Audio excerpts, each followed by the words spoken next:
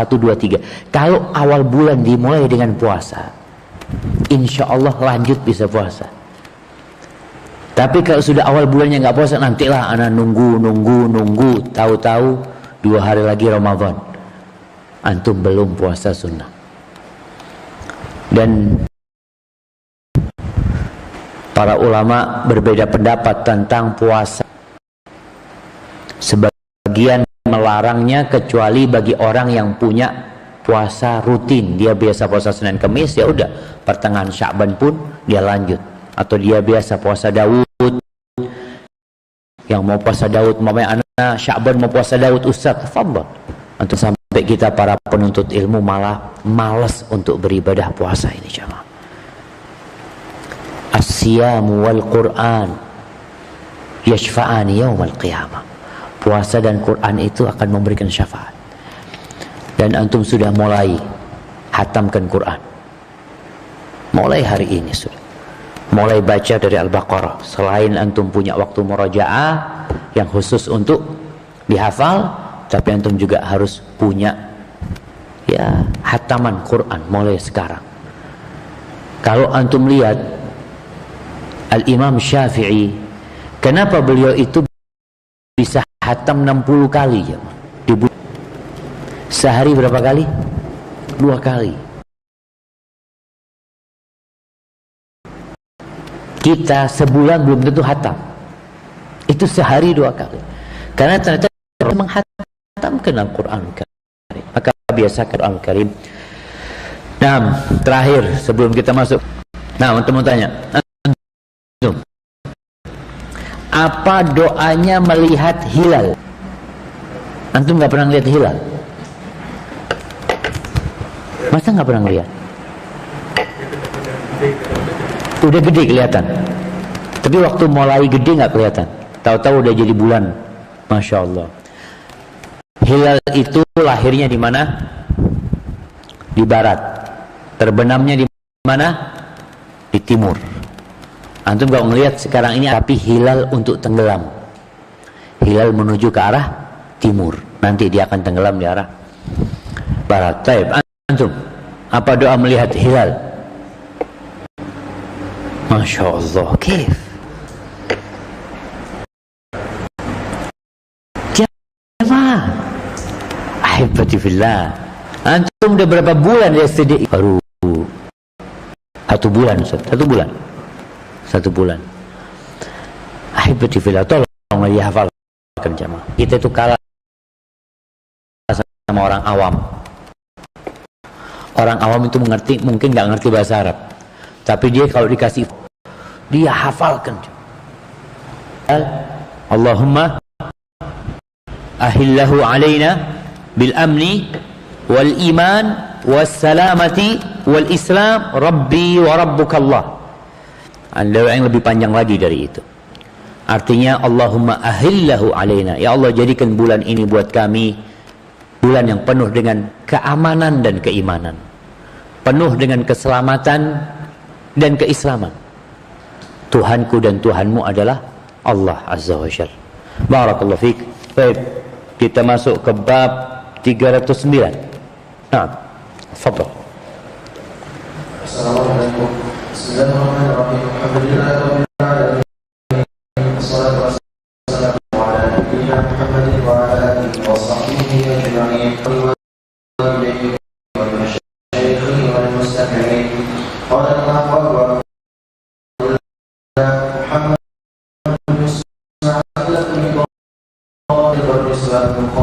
rahimahullah ta'ala fil adab al-mufrad.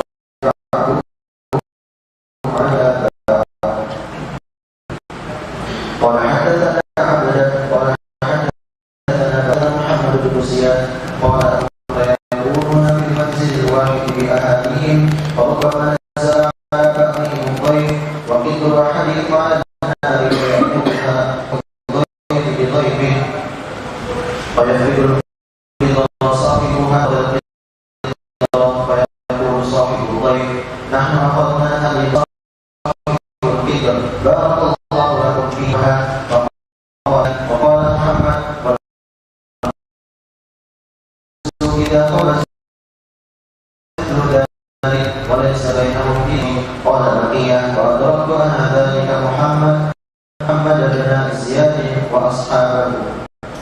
fikum. Ahibati fillah, yang mungkin kalau kita membacanya aneh, ada kejadian seperti itu yang menunjukkan kecintaan di antara salafus saleh. Harus mencontoh salafus saleh, jemaah, mengikuti mereka. Karena Rasulullah mengatakan khairun nas, usia adalah generasiku, kemudian yang sesudahnya, kemudian yang sesudahnya. Imam Bukhari membuat bab dalati ahli Islam ba'dihim ala ba'd. Bab dalah ini mungkin ada yang bisa bantu. Soalnya anda lihat di buku terjemahan ada Adabul Mufrad disebutkan bab tentang menunjukin atau menunjukkan. Dari dalla itu dalilan, tapi adalla yudillu idlalan wa dalatan. Disebutkan makna dalatu ahli Islam adalla alaihi wa thiqatihi fa afrata alaihi. Dalah itu artinya yakin dengan kecintaan orang itu, yakin anak sama kecintaan orang ini sama anak, kecintaannya. Wa huwa ma tudillu bihi ala hamimi.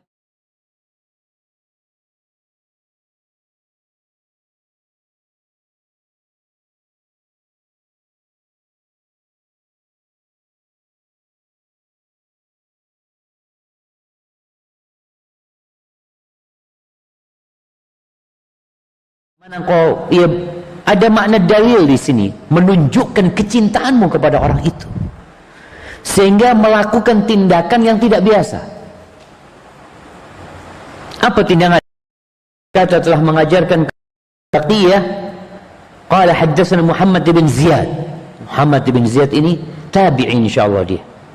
Muhammad bin Ziyad al-Ilhani, Abu Sufyan al-Himsi. Apa kata dia? Qala adraktus salaf. Aku mendapatkan orang-orang salaf dari kalangan para sahabat atau kalangan tabi'in yang dia hidup di masa mereka juga. Kalau mungkin kita ngelihat ya di beberapa daerah itu, satu keluarga itu kayak di satu komplek gitu loh, rumah-rumah kecil-kecil ya, seperti itu. Mereka tempat tinggalnya seperti itu. Farubbama nazala ala ba'dihim daif. Mungkin ada salah satu keluarga itu yang kedatangan tamu. Ntar kita akan masuk ke masalah tamu. Mungkin sekarang ana jelaskan. Siapa sih yang dimaksud dengan tamu? Siapa jemaah? Kawan antum ke kamar antum. Ana mau bertamu ya ke kamar antum ya. Kalau dalam satu kota itu tidak disebut tamu, tapi disebut penziarah lah. Orang yang sedang berziarah. Walaupun kadangkala kalimat dhaif ini digunakan untuk yang seperti itu. Tapi kalau kita membaca hadis-hadis tentang memuliakan tamu, maka tamu yang dimaksud adalah orang yang datang dari luar kota. Baik. Kadangkala ada yang punya tamu satu keluarga itu. Wa qidru ahadihim 'alan nar. Fayakhudhuha sahibud dhaif li dhaifihi. Sebagian di antara mereka itu sedang masak. Ada pancinya di atas api. Itu sama keluarga yang kedatangan tamu, pancinya diambilnya, padahal bukan milik dia. Ya milik tadi, tetangganya sudah, yang satu tempat tinggal tadi. Diambil. Disuguhkan kepada tamunya. Padahal bukan milik dia ya. Ini yang namanya dalah. Dimana yakin dengan kecintaan orang ini kepada anak. Nggak akan marah dia gitu jemaah.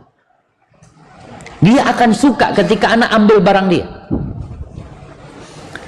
Fayafqidul qidra sahibuha, yang punya panci kehilangan pancinya. Dia lihat pancinya mana, nggak ada pancinya anak ini. Fayaqul man akhadzal qidr, ya karena tempatnya satu komplek tadi, rumahnya itu mungkin dapurnya satu tempat juga. Dia bertanya, siapa yang ngambil panci? Fayaqulu sahibud dhaif, yang punya tamu itu mengatakan, nahnu akhadnaha li dhaifina, kita yang ngambil buat tamu kita. Kira-kira kalau ada yang kayak gitu antum gimana coba? Ketika cinta itu hilang dari diri kita, yang ada kumpulan kita ini karena kepentingan, bukan karena cinta kepada Allah. Sulit untuk mempraktekkan hal ini. Apa kata yang punya panci ini? Barakallahu lakum fiha, semoga Allah memberkahi kalian di panci itu, kata dia. Selesai. Subhanallah. Apa yang menyebabkan mereka berani ngambil panci saudaranya? Karena keyakinan dengan cinta saudaranya. Dia kalau diambil pancinya juga nggak akan marah gitu loh jemaah. Bahkan dia seneng gitu loh. Kalau pancinya makanan dimanfaatkan, apalagi untuk memuliakan tamu ya. Maka kalau seperti ini nggak ada istilah gosok sandal. Sandal anak dipakai sama siapa? Fadl yang mau pakai sandal anak. Sepeda anak mau pakai ini kalau sudah saling ada cinta tadi jamaah. Cinta ini bersambut. Bukan satu pakai barang saudaranya, tapi kalau dipakai marah-marah, enggak. Ini menunjukkan orang-orang itu ya sudah menceraikan dunia, yang siap barangnya dipakai sama orang lain. Kadangkala kita jangan ngambil, pinjem aja susah. Mau pinjem motor kawannya, anak pinjem motornya. Mau kemana tuh? Mau ke sini. Sampai kapan? Masya Allah. Padahal dia nggak mau pakai motornya. Kenapa antum nggak cari pahala? Ketika Allah Jalla Jalal menyebutkan ara'aita alladhi yukadzibu bid-din fadzalika alladhi yad'ul yatim wa la yahuddu ala ta'amil miskin fawailul lil musallin alladhina hum an salatihim sahun alladhina yura'un wa yamna'un al-ma'un. Yamna'un al-ma'un. Al-ma'un itu sesuatu yang manfaatnya dipakai, barangnya nggak habis, cuma dapat manfaatnya doang sebenarnya. Artinya antum nggak ada kerugian meminjamkan hal itu. Tapi ada sebagian orang yang untuk seperti ini pun bakhil. Maka Imam Bukhari menyebutkan hal ini di kalangan salaf jemaah dulu kayak gitu mereka. Qala Baqiyah wa qala Muhammad wal khubus, begitu pula roti. Idza khabazu mithla dzalika. Begitu pula kalau mereka bikin roti. Ada yang bikin roti kan, roti nggak bisa langsung dimakan kan, habis diadon terus dibiarkan mengembang, lalu baru dimasukkan ke api, di open. Begitu pula kalau, jadi kadang-kadang tetangganya, kawannya yang lihat rotinya diambil, dimakan. Mereka nggak cinta sama dunia. Allahu Akbar ya. Anda masih ingat di pesantren dulu waktu kita mondok ya. Antum sekarang kan mondok ganti di sini nih. Ada teman-teman yang kalau dapat roti dari keluarganya ditaruh lemari, ditaruh di baliknya baju, ditumpuk mana. Nanti makannya kapan? Pas kawan-kawannya tidur atau kawan-kawannya lagi kajian di masjid sekarang, dia makan. Masih ada nggak kayak gitu sekarang jemaah? Ada nggak? Nggak ada kan? Alhamdulillah, alhamdulillah. Roti pun seperti itu. Kalau dikatakan walaisa bainahum illa judrul qasab, di antara rumah-rumah itu nggak ada yang membatasi, bukan tembok pembatasnya. Ya kayak pagar dari qasab. Qasab itu kullu khashabin mujawwaf. Semua kayu yang berongga itu namanya qasab. Seperti bambu itu qasab, berongga. Jadi yang memisahkan itu cuma itu, sehingga kelihatan lagi masa apa tetangganya jemaah. Roti Husain, langsung dibawa jemaah. Tapi ingat, mereka pun melakukan itu. Jadi bukan hanya satu, karena ada yang fokus, punya kawannya dimakan, punya dia nggak mau dimakan. Apa kata Baqiyah, muridnya Muhammad bin Ziyad? Wa adraktu ana dhalik.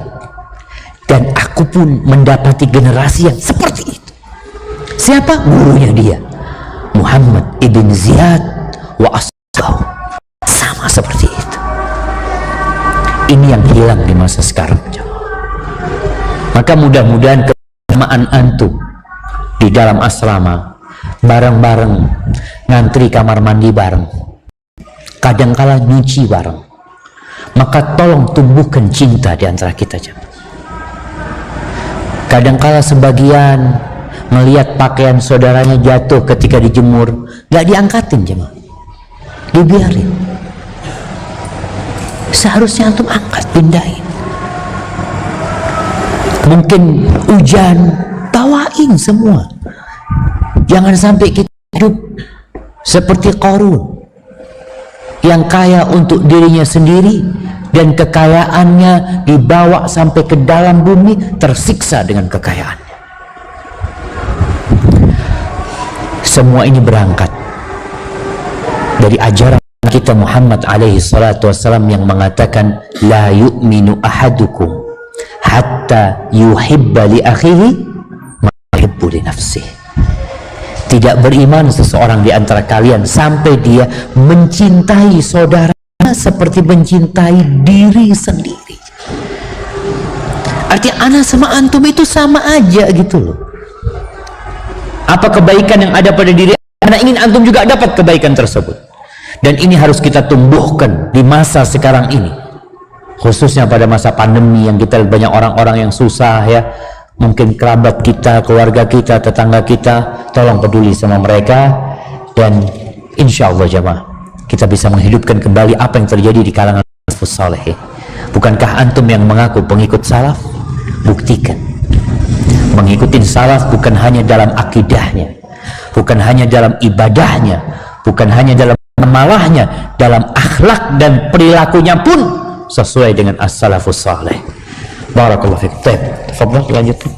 Assalamualaikum warahmatullahi wabarakatuh. Wa khidmatihi iyyahu bi nafsi. Qala hadatsana Musaddad qala hadatsana Abdullah bin Dawud an Ubayd bin Sa'ad an Abi Hazim an Abi Hurairah radhiyallahu anhu anna rajulan ata an-nabiy sallallahu alaihi wasallam فبعث إلى نسائه فقلنا ما معنا إلا الماء فقال رسول الله صلى الله عليه وسلم من يقول أو يضيف هذا فقال رجل من الأنصار أنا فانطلق به إلى امرأته فقال أكرم ضيف رسول الله صلى الله عليه وسلم فقالت ما عندنا إلا قوت الصبيان فقال هديه طعامك وأصله سراجك ونويه صبيانك إذا أرادوا عشاء فهيأت طعامها وأصلحت سراجها ونظمت صبيانها ثم قامت كأنها تصلح سراجها فأطفأته وجعل يريانه أنهما يأكلان وباتا قوميه فلما أصبحا غدا إلى رسول الله صلى الله عليه وسلم فقال صلى الله عليه وسلم لقد ضحك الله أو عجب من فعلكما وأنزل الله عز وجل ويؤثرون على أنفسهم هذه خصاصة ومن يوق شح نفسه فأولئك هم المفلحون. بارك الله فيك. Bab ikramid dhaif, bab tentang memuliakan tamu. Wa khidmatihi iyahu binafsihi, dan berkhidmat melayani tamu secara pribadi, dia yang melayani. Bukan pakai pembantu, tapi sahibul bait yang melayani. Ini sesuatu yang perlu dicontoh jemaah. Anda lihat di Arab itu sampai saat ini di Madinah ya, para masyayikh itu kalau ada tamu, ya mungkin kita bukan tamu, kita kan penziarah karena sama-sama tinggal satu kota. Tamu ini lebih untuk yang dari luar kota. Ketika ada tamu, mereka itu berusaha untuk berkhidmat kepada tamunya secara sendiri. Syekhnya yang menuangkan air, yang membawakan nasi ya. Kalau enggak, anak-anaknya yang disuruh berkhidmat kepada tamunya ini. Yang menjadi tamu itu akan merasa dimuliakan, jemaah. Beda kalau yang nuangkan tehnya pembantu, yang membawakan makanannya pembantu. Usahakan antum mempraktekkan hal ini dalam rumah antum. Yang menyuguhkan makanan keluarga. Kalau ada tamu, yang menyuguhkan makanan anak, bukan pembantu. Kalau anak antum ada. Kalau enggak, antum sendiri yang menyuguhkan. Itu akan lebih memuliakan tamu. Apa kata Imam Bukhari telah mengajarkan kepada kami Musaddad, dia berkata telah mengajarkan kepada kami Abdullah bin Dawud dari Fudail bin Ghazwan dari Abi Hazim dari Abu Hurairah radhiyallahu anhu anna rajulan atan nabiyya sallallahu alaihi wasallam, bahwa ada seorang laki-laki yang datang menjumpai Nabi alaihi salatu wassalam. Ada riwayat yang mengatakan orang itu adalah Abu Hurairah sendiri, katanya. Tapi wallahu a'lam bishawab. Yang jelas ada orang yang datang menjumpai Nabi alaihi salatu wassalam. Lalu Nabi alaihi salatu wassalam mengirim orang untuk bertanya ke istri-istrinya, ada enggak yang punya makanan? Maka berangkat ke istrinya Aisyah radhiyallahu taala anha, berangkat ke Hafsah, berangkat ke Ummu Habibah, berangkat ke Ummu Salamah, berangkat ke Zainab, berangkat ke Iryah, berangkat ke semua istri Nabi sallallahu alaihi wasallam. Semua istrinya satu kata. Apa kata mereka? Ma ma'ana illal ma'. Tidak ada bersama kami makanan kecuali air. Nggak ada makanan. Antum bisa bayangkan, ini rumah orang yang paling dicintai Allah sejak Nabi Adam sampai manusia terakhir. Di rumahnya nggak ada makanan kecuali air. Supaya kita sadar, dunia ini bukan ukuran, bukan standar kehormatan dan kemuliaan manusia, sama sekali bukan. Orang-orang yang tidak beriman, mereka terpesona melihat dunia ini. Kilauan dunia membuat mereka tertipu, seakan-akan dunia ini tanda kehormatan orang, kecintaan Allah kepada dia. Abadan. Nabi Muhammad alaihi salatu wassalam, di rumahnya nggak ada kecuali air. Allah mengatakan tentang orang-orang yang tidak beriman, fa ammal insanu idza mabtalahu rabbuhu fa akramahu wa na'amahu fa yaqul rabbi akraman. Tuh, ini orang kalau di luas rezekinya, dikasih jabatan, mungkin dihormatin oleh manusia, dia mengatakan Tuhanku memuliakan aku. Wa amma idza mabtalahu faqadara alaihi rizqah fayaqulu rabbi ahana. Kalau disempitkan rezekinya, susah hidupnya, di PHK, usahanya nggak lancar, dia mengatakan Tuhanku menghinakanku. Kalla, nggak kayak gitu ukurannya. Apa sih dunia ini? Lihat orang yang paling kaya di muka bumi ini mati ditinggal dunia. Bukan kayak gitu. Maka lihat Nabi kita alaihi salatu wassalam, di rumah semua istri. Istri Nabi itu ada yang anaknya Abu Bakar, Allahu ta'ala anhum. Ada yang anaknya Umar. Maaf, nggak ada makanan memang. Lalu Nabi SAW ingin memuliakan tamunya sendiri juga, tapi karena nggak punya makanan, nggak ada yang bisa disuguhkan. Sedangkan tamu itu nggak kayak sekarang. Kalau orang dari luar kota, makanya para ulama membedakan antara tamu yang berangkat ke desa sama tamu yang di kota. Sekarang di kota ada warung, ada restoran, ada hotel. Dulu nggak ada. Orang kalau bertamu ke kampung sana, mau tidur di mana dia jemaah? Kalau nggak ada yang menjamu dia. Maka akhirnya Nabi SAW mengatakan, man yadhummu aw yubayyu hada. Siapa yang mau menjamu, yang mau membawa dia untuk bergabung sama keluarganya, siapa yang mau menjamu orang ini? Ala rajulun minan ansar. Salah seorang dari Ansar mengatakan, aku ya Rasulullah. Ada yang mengatakan dia adalah Abu Talha. Wallahu a'lam bissawab. Ini orang yang mengatakan nggak tahu di rumahnya ada apa. Tapi yang jelas tadi siang dia makan mungkin. Berarti ada makanan di rumah. Dibawa pulang. Famtalaqa bihi ila imra'atih. Dia bawa tamunya ini ke rumahnya, menjumpai istrinya. Qala akrimi dhaifa Rasulillah sallallahu alaihi wasallam. Muliakan tamunya Rasulullah SAW. Ini bukan tamu, ini tamunya Rasulullah SAW. Supaya pelayanannya, servisnya lebih. Ini tamunya Rasulullah SAW. Faqalat, kata istrinya, ma indana illa qut sibyan. Kita nggak punya apa-apa kecuali ada makanan buat anak-anak. Artinya bapak ibunya ini nggak punya makanan, udah. Makanan yang ada itu buat siapa? Anak-anak. Cuma buat anak-anak. Subhanallah. Hada taufik min Allah jamaah. Bagaimana sikap seorang muslim, seorang laki-laki? Kenapa laki-laki itu diangkat jadi pemimpin? Karena dia punya kriteria itu. Fadhal jemaah, Abdin.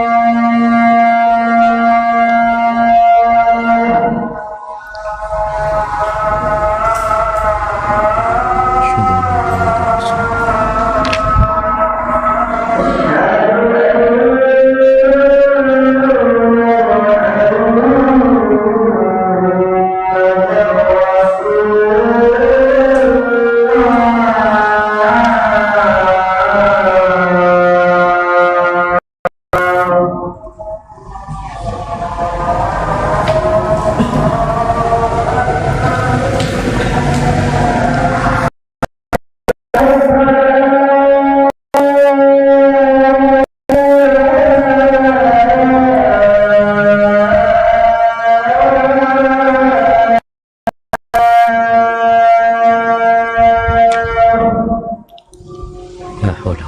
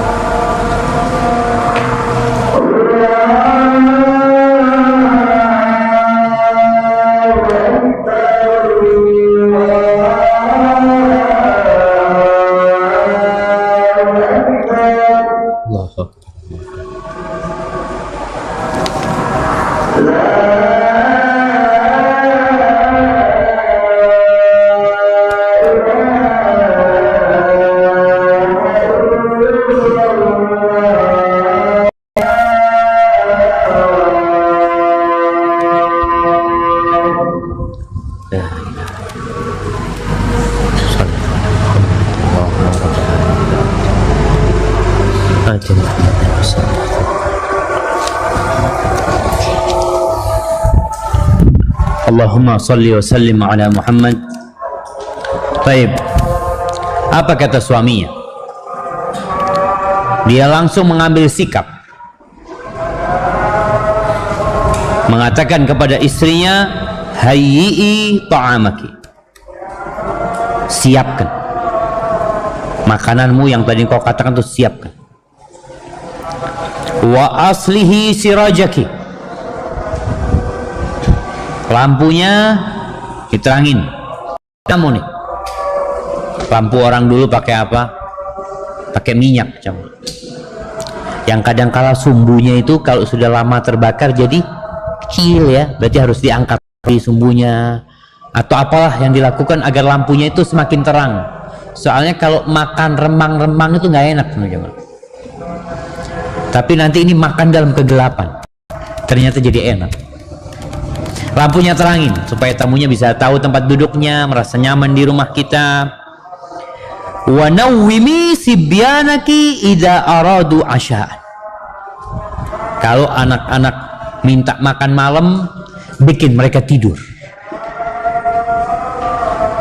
Artinya jangan sampai anak-anak ini dalam kondisi bangun ketika lagi makan sama tamunya. Soalnya kalau lagi makan sama tamu, anak-anak bangun biasanya mereka akan ikut makan ya, nimbrung ini itu, padahal makanannya sedikit cuma. Maka bagaimana pesannya suami? Makanan disiapkan, lampunya diperbaiki, anak-anak ditidurkan. 3 perintah sekaligus. Bagaimana wanita yang solehah? Langsung bergegas dia laksanakan. Makanya cara istri antum yang kayak gini modelnya ya, Mak. Kalau disuruh itu nggak banyak tanya. Istrinya sama sekali nggak mengatakan, gimana anak-anak, kesian kan, lapar anak-anak. Tidak. Dia langsung fahayya at-ta'ama. Dia langsung menyiapkan makan. Makanan disiapkan, mungkin dimasak, mungkin apa. Wa aslahat sirajaha. Makanan sudah disiapkan. Tadi mungkin diangetin atau dimasak. Dia memperbaikinya. Dia menidurkan anak-anak. Thumma qamat ka'annaha tuhu sirajaha. Setelah makan disediakan, disuguhkan depan tamunya, anak-anak udah pada tidur, maka istrinya ini meninggalkan tamu bersama suaminya. Kemana? Pura-pura memperbaiki lampu. pura-pura memperbaiki lampu. Lampunya itu pura-pura mau diterangin, fa'athu, malah dia matikan lampunya. Gelap gulita. Gimana sekarang? Ya udah, tuan rumah, bismillah, sudah makan. Kan makanya satu nampan tuh. Ini tuan rumah ini ada di situ. Sang suami ada, sang istri ada. Seakan mendampingi tamunya makan. Wa ja'ala yuriyanihi annahuma ya'kulani. Seakan-akan keduanya sedang makan. Mungkin berkecap-kecap ya, mungkin kelihatan ngambil makannya, padahal makannya diambil, didorong ke tempatnya tamunya. Jadi makanan itu ada di sana kan. Jadi seakan tuan rumah ini ngambil. Kok kayaknya bohong, Ustaz? Iya, ini sandiwara aja. Seakan-akan dia makan, tapi dia nggak makan. Tamunya mungkin berpikir dia sedang makan, sedangkan dia menyuguhkan makanannya ke tamunya. Jadi satu nampan itu yang menghabiskan siapa? Tamunya. Si tamu mengira tuan rumahnya makan, maka sang tamu nyaman makannya. Dan ini termasuk sunnah ya. Minas sunnah mu'akalatul dhaif. Termasuk sunnah itu menemani tamu makan. Ana masih ingat waktu itu ada tamu dari Arab Saudi datang ke pesantren di Bondowoso. Ana dampingin tamunya. Sampai sana tuan rumahnya itu menyediakan makanan, masya Allah banyak sekali. Foto, terus tuan rumahnya ngilang. Syekh tanya, loh mana tuan rumahnya? Kita katakan Syekh, di Indonesia ini mereka lebih mengutamakan meninggalkan tamu supaya nggak malu-malu tamunya. Soalnya kalau ada tuan rumahnya kan ngambilnya dikit-dikit, tapi kalau tuan rumahnya nggak ada kayak antum, kalau nggak ada ustadznya, masya Allah langsung rebutan. Ada ustadznya pura-pura makan pelan-pelan, masya Allah. Anda sampaikan memang kayak gitu di Jawa ini, kadang-kala tamu disuruh makan lalu tuan rumahnya masuk ke dalam gitu loh. Sedangkan termasuk sunnah mendampingi tamu. Dan disinilah perannya tuan rumah. Ketika tamunya ngambil, diambilkan daging yang besar ya, diambilkan ini, fatal. Dia itu melayani tamu. Itu yang dianjurkan seperti itu. Sampai habis tuh makanan. Setelah selesai udah istirahat. Wabata tawiyain. Tamunya mengira tuan rumahnya udah kenyang juga sama kayak dia. Padahal tuan rumahnya malam hari itu tidur kelaparan, suami istri kelaparan, dan anak-anaknya juga nggak makan malam. Falamma asbaha ghada ila Rasulillah SAW. Ketika udah pagi, mungkin sholat subuh di Masjid Nabawi, mereka berangkat menjumpai Nabi alaihissalam. Faqala sallallahu alaihi wasallam, lalu Rasulullah sallallahu alaihi wasallam bersabda, laqad dhahikallah au ajiba min fi'alikuma. Allah tertawa, Allah telah takjub dengan perbuatan kalian berdua. Bayangin jemaah, kejadian tidak ada yang tahu kecuali suami istri ini, tamunya pun nggak tahu. Ketika menyembunyikan amalan antum dari manusia, maka Allah Jalla Jalaluhu akan takjub. Makanya Nabi SAW nyuruh kita punya amalan yang tersembunyi. Ini menunjukkan bahwa Nabi SAW adalah utusan Allah, di mana Allah sudah menurunkan berita kepada Nabi tentang kejadian itu. Wa anzalallah, lalu Allah menurunkan firman-Nya yang di surat Al-Hasyr ayat 9, walladzina tabawwa'ud dara wal imana min qablihim yuhibbuna man hajara ilaihim wa la yajiduna fi sudurihim hajatan mimma utu wa yu'thiruna ala anfusihim walau kana bihim khasasah wa man yuqa syuha nafsihi fa ulaika humul muflihun. Itu tuh orang-orang Ansor, bagaimana mereka, sifat mereka. Orang-orang Ansor ini lebih dulu tinggal di kota Madinah, lebih tunggu beriman mereka di sana tuh. Kemudian datang orang Muhajirin. Bagaimana sikap orang Ansor terhadap orang yang baru datang?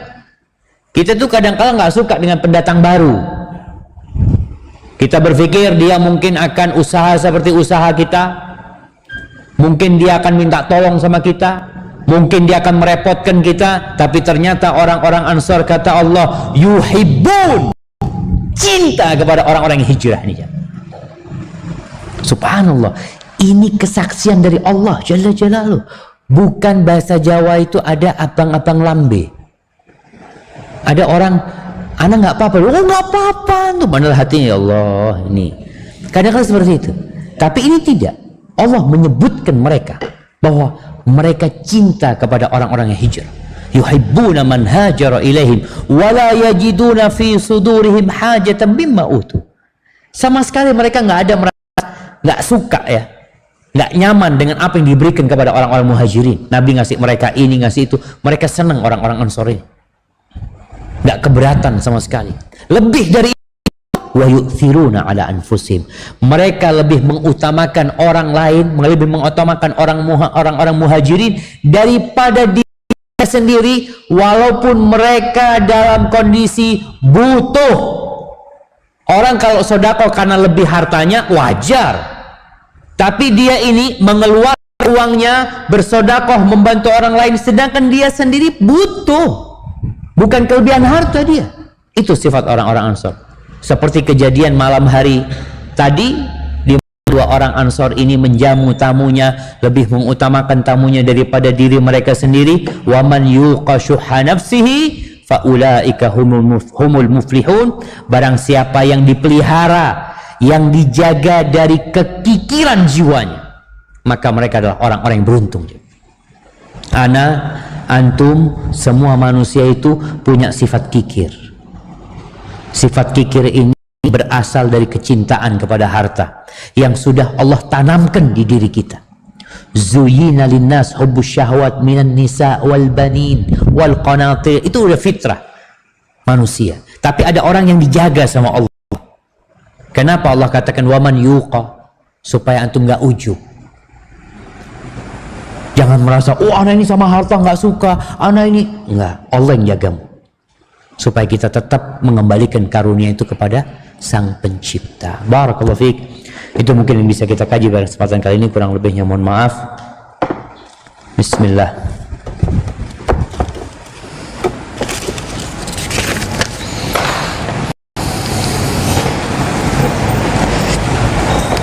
Mohon nasihatnya Ustaz untuk si fulan yang saat ini sering mengalami sedih dan depresi berat karena dia baru mengetahui bahwa ternyata dia adalah anak hasil zina. Setiap beliau bertemu dengan kedua orang tuanya, beliau merasa sangat kecewa dan seperti kehilangan rasa hormat kepada mereka. Apakah anak hasil zina itu adalah seorang yang hina?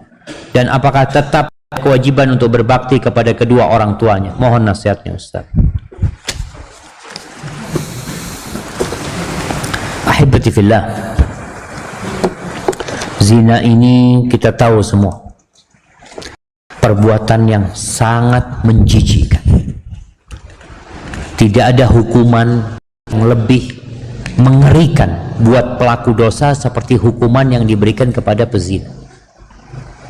Pezina itu bukan dipotong kemaluannya, pencuri dipotong tangannya, tapi pezina tidak dipotong kemaluannya. Tapi dia dirajam kalau dia sudah menikah atau pernah menikah, dirajam agar setiap sel yang ada merasakan hukuman dari zina. Pencuri tangannya doang yang sakit, zina seluruh tubuhnya. Atau dia didera kalau belum pernah menikah. Tapi yang ditanyakan tentang anak zina, antum nggak punya dosa. Antum anak hasil zina ini sama seperti anak yang lainnya. Kullu mauludin yuladu alal fitrah. Semua anak yang dilahirkan itu dilahirkan di atas fitrah. Mau anaknya orang kafir pun lahirnya fitrah. Jadi anak hasil zina ini dilahirkan di atas fitrah, di atas tauhid, nggak bawa dosa, nggak ada istilahnya tuh anak bawa dosa orang tuanya, nggak ada. Itu yang pertama.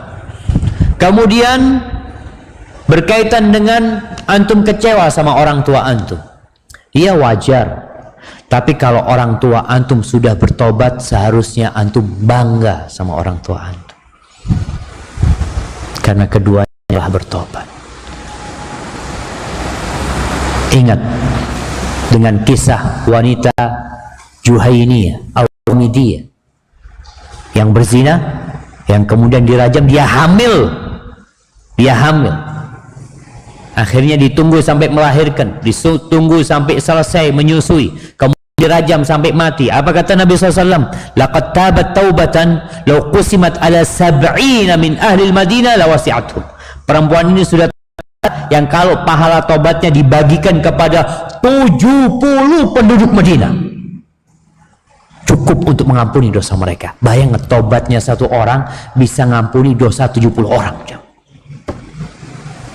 Maka buat anak hasil zina ini, kalau engkau melihat ayah bundamu tobat dengan taubatan nasuha dan mereka menyesali dan mereka semakin menjadi baik sekarang, maka doakan keduanya, semoga mereka diterima tobatnya oleh Allah Azza wa Jalla dan menjadi orang yang lebih baik dari sebelumnya. Taib, Ustaz, berkaitan dengan status anak zina. Status anak zina ini yang jelas semua ulama sepakat bahwasanya anak itu anak ibunya. Ini sepakat, karena memang dia selama 9 bulan berada di rahim ibunya. Tinggal sekarang apakah dia jadi anak bapaknya, terjadi khilaf di antara para ulama. Pendapat jumhur ulama, kalau perempuan itu adalah istrinya orang, maka dinasabkan kepada yang punya ranjang, yang punya istri, bukan dinasabkan kepada bapak biologisnya.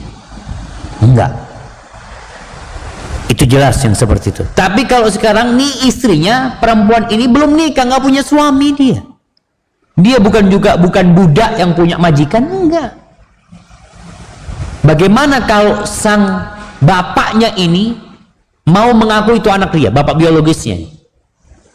Jumhur ulama mengatakan nggak bisa, tetap dinasabkan kepada ibunya. Waladulil firash walil ahiril hajar.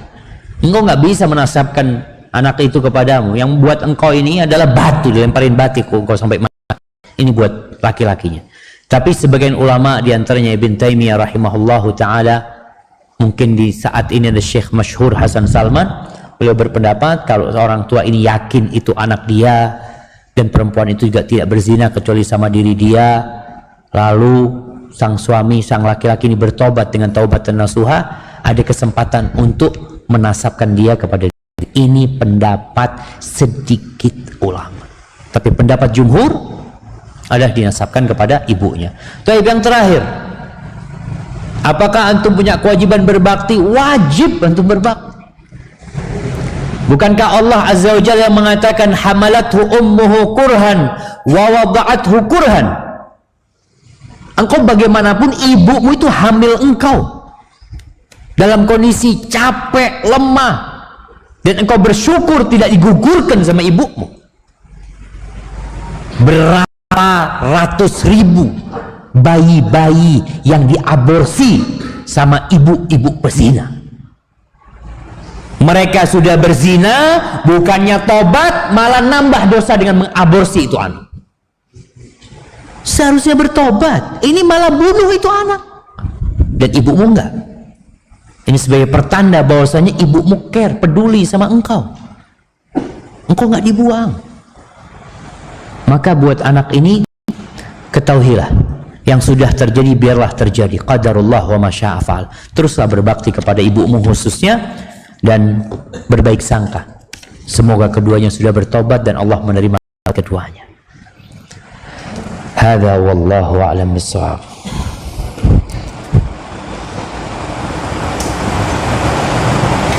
Apakah satu rakaat salat itu terhitung dari ruku Bagaimana kalau ada seorang telat sholatnya, dia belum menyelesaikan Al-Fatihahnya, tetapi imam sudah ruku, apa yang harus dilakukan orang tersebut? Menyelesaikan Al-Fatihah atau langsung ruku? Dan kalau ruku apakah sudah terhitung 1 rakaat? Haibatifillah, tergantung. Yang pertama, kalau memang Al-Fatihahnya tinggal sedikit, ya dia tinggal membaca ghairil maghdubi alaihim waladdallin, tinggal sedikit nih, dan dia tahu imam ini dia akan bisa mengikuti rukuknya imam sebelum imam berdiri, maka lanjutkan, antum ikut ruku, artinya tidak kehilangan rukuknya imam. Tapi kalau Ustaz ana baru alhamdulillahirabbil alamin, Ustaz imamnya sudah ruku, maka ikut ruku sama imam. Kata Nabi alaihi salatu wassalam, fa idza raka'al imam farka'. Wa man adraka ruku' ma'al imam faqad adraka shalah. Yang dapat ruku'nya imam maka dia dapat salat, yakni dapat hitungan 1 rakaat tadi. Barakallahu fikum.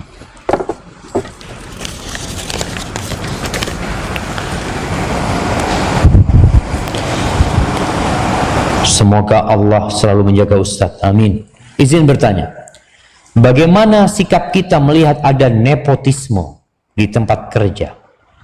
Atasan ana caranya yang tidak kompeten di posisinya. Bagaimana sikap ana ketika banyak pertanyaan dari bawahan ana agar tidak ghibah? Bagaimana sikap ana ke atasan ana yang lain melihat hal tersebut? Yang ke atasan ana yang lain melihat hal tersebut. Baik, ahibati fillah. Yang pertama, di dalam Islam itu ada namanya syafaat. Syafaat itu adalah kita membantu orang lain. Di tempat kerja kita, ana punya keponakan, ana mau masukkan tempat kerja ana. Boleh enggak? Boleh, boleh aja memasukkan. Tanpa nyogok. Tapi karena kekerabatan tadi dia masukkan boleh. Asalkan berkompeten.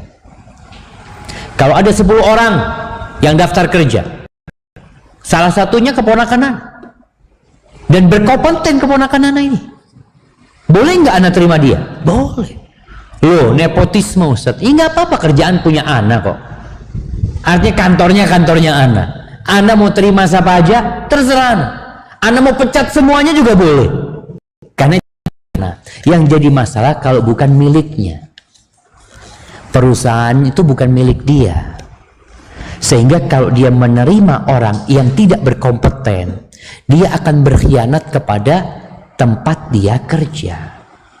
Kalau masalah dia mau masukkan keponakannya nggak apa-apa, yang penting kompeten gitu loh. Bisa menjalankan tugasnya dengan baik. Apa tugas antum ketika melihat yang seperti itu? Ya mungkin bisa watawasau bil haq watawasau sabr.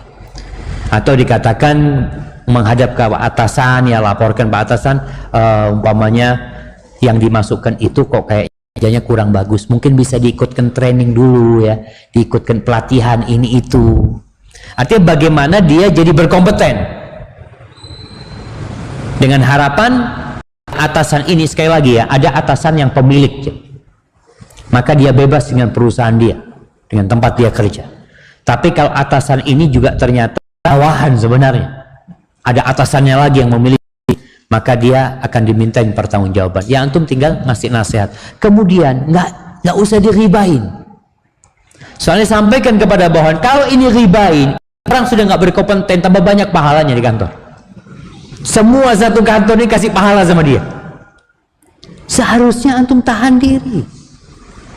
Maka sampaikan dengan baik-baik atau lewat surat.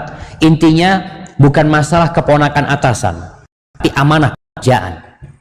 Bagaimana jangan sampai dia ini merusak kinerja yang lainnya. Karena biasanya ada kerja tim ya, kalau salah satu nggak berkompeten kan akhirnya nggak benar kerjanya nanti.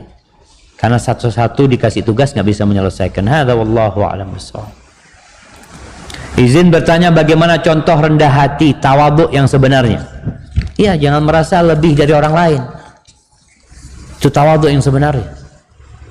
selalu merasa kurang. Kalau antum lihat anak muda yang mungkin kurang baik, sedangkan antum ya lebih tua dari dia, maka katakan, ya Allah, mungkin anak muda ini lebih baik dari aku.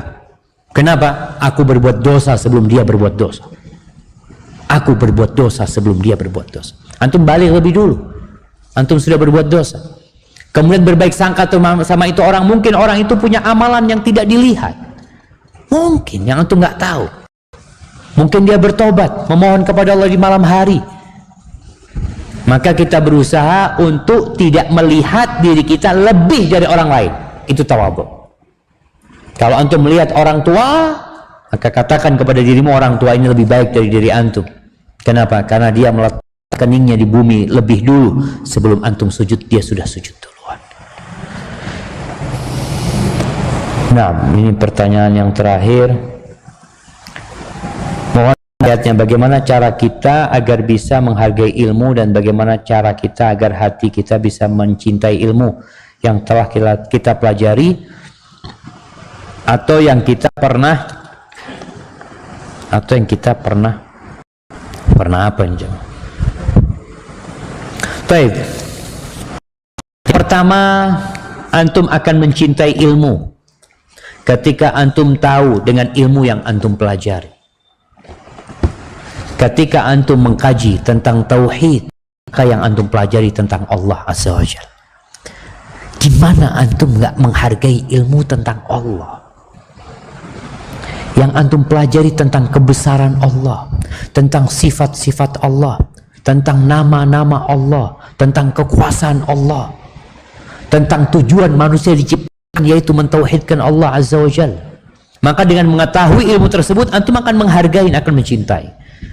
Ketika antum belajar tentang fikih, antum tahu fikih ini yang dengannya ibadah antum jadi benar, antum jadi tahu halal dan haram.